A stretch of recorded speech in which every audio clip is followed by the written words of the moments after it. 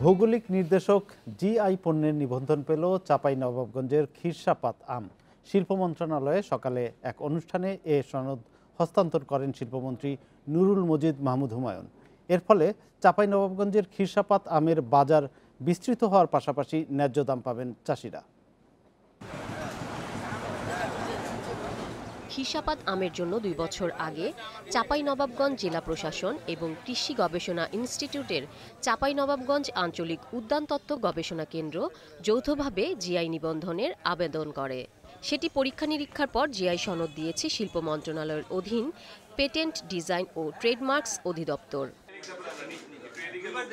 শিল্প মন্ত্রণালয়ে রোববার সকালে আয়োজিত অনুষ্ঠানে চাঁপাইনবাবগঞ্জ আঞ্চলিক উদ্যানতত্ত্ব গবেষণা কেন্দ্রের প্রধান বৈজ্ঞানিক কর্মকর্তার হাতে খিরসাপাতের জিআই সনদ তুলে দেন শিল্পমন্ত্রী। এ সময় মন্ত্রী বলেন, চাঁপাইনবাবগঞ্জের এই স্বীকৃতির ফলে দেশের আমের উৎপাদন বৃদ্ধির পাশাপাশি আমকেন্দ্রিক অর্থনীতি জোরদার হবে। আমাদের নিজস্ব একটা বাজার তৈরি হবে, উদ্যোক্তা সৃষ্টি করতে পারি, কর্মসংস্থান সৃষ্টি করতে পারি ব্যাপক। এটাকে যদি এই মানের আরো কোথাও হয়, সেখানে আমরা সেটাকে বর্ধিত করার জন্য আমরা পদক্ষেপ নিতে পারি। এই স্বীকৃতিতে খিরসাপাত আমে জিআই লেভেল ব্যবহার করতে পারবেন চাঁপাইনবাবগঞ্জের চাষিরা। পাশাপাশি ক্রেতাও লেভেল দেখে আম চিনতে পারবেন।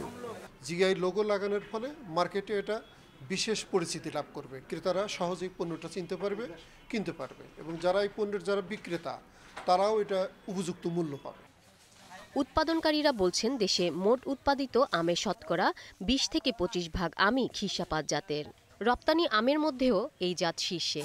জিআই সনদ রপ্তানির পরিমাণ আরও বাড়াবে বলেও আশা তাদের। এটা অনেক সুস্বাদু এবং রসালো এবং অনেক চমৎকার দেখতে।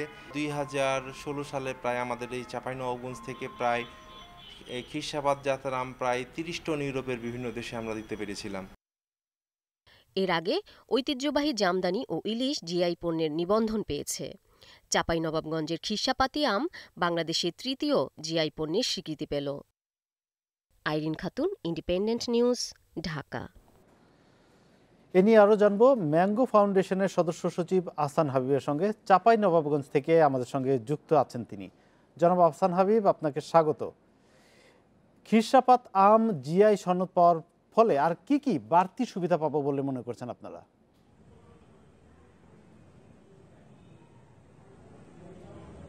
জিআই পণ্য স্বীকৃতির পরে এই চাঁপাইনবাবগঞ্জের আমের রাজধানী থেকে যে খিরসাপাত বা আমরা হিমসাগর আম বলি দেশে বিদেশে নামে, এটি স্বীকৃতি পাওয়ার পরে এটি এক্সপোর্টের জন্য কৃষি এবং কৃষকদের আরো খুব ভালো হবে। এটি আন্তর্জাতিকভাবে দেশে বিদেশে এই আমটিকে গ্রহণযোগ্যতা বাড়বে। আমরা আম চাষিরা এটি আরো উৎপাদন করতে পারবো ভালোভাবে, স্বাস্থ্যসম্মতভাবে।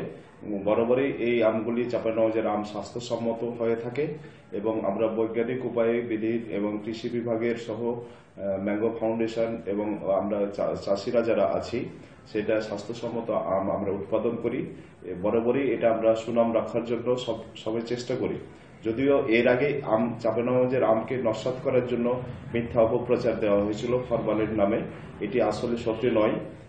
আজকে অত্যন্ত আনন্দের দিন, আজকে ঐতিহাসিক একটি দিন। খিরসাপাতের পাশাপাশি আমাদের তো আরো অনেক জাতের আম আছে, সেগুলোর মধ্যে আর কোন কোন আমের জিআই সনদ পাওয়ার সম্ভাবনা আছে?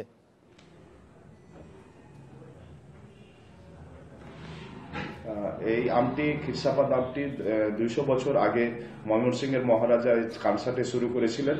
আর সম্প্রতি আম উৎপাদন হয়েছে আর একটি নতুন জাত, সেটি হচ্ছে গৌড়মতি। এই গৌড়মতির আমটি মিষ্টতা 26 TSI এবং খিরসাপাত হচ্ছে 23 TSI।